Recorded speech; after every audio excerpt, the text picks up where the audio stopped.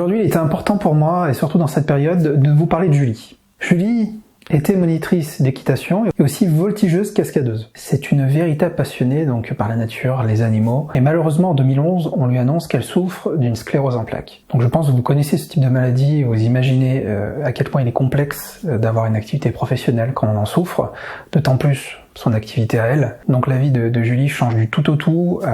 Elle fait des allers-retours à l'hôpital pour faire différents examens.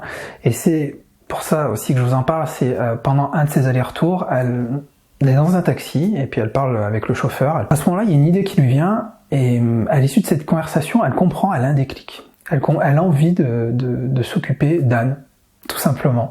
S'occuper d'Anne et de faire du lait d'ânesse. Voilà une idée qui lui passe par la tête, elle se dit je vais le faire. Alors vous voyez, c'est ces moments-là qui sont importants les amis, je vous en ai souvent parlé, par exemple dans mon cas ça a été pareil. En 2010, j'ai vu un tableau, j'ai eu un électrochoc et j'ai eu besoin de peindre. Il a été pour moi absolument nécessaire de peindre et voilà comment donc des petits moments anodins et non prévus, non planifiés peuvent vraiment changer le reste de votre vie. Donc Julie rachète une ferme, elle s'installe et elle commence avec deux ânesses qui sont toutes les deux enceintes et voilà, elle se lance dans l'aventure.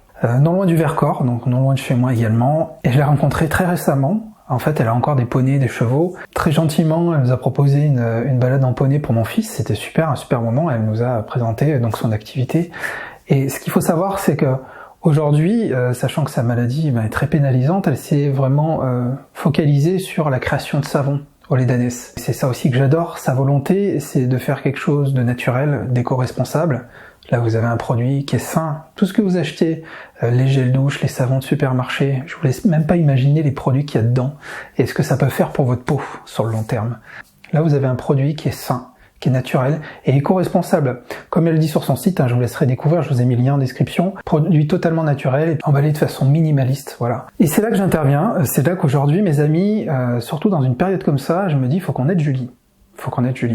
Déjà, elle a un super produit, et moi, tout ce qui est éco-responsable, j'adore cette démarche-là, voilà. Et j'aimerais bien qu'on l'aide, et donc je vous invite vraiment à découvrir son site internet, et dessus, elle vend ses savons, voilà. Un savon, c'est 5 €. Un savon au lait d'ânesse. Et vous allez voir, il y a différents parfums, elle fait tout elle-même. Donc, ouais, mes amis, si j'ai quelque chose à vous demander aujourd'hui, c'est d'aller découvrir le site, et peut-être, si le cœur vous en dit, de prendre un ou deux savons, voilà. Le lien du site est là dans la description, vous pourrez découvrir son univers, comprendre un peu mieux tout ça, et puis acheter aussi des savons directement sur son site internet. Voilà. Je vous remercie, donc je compte sur vous, et je sais que je peux le faire.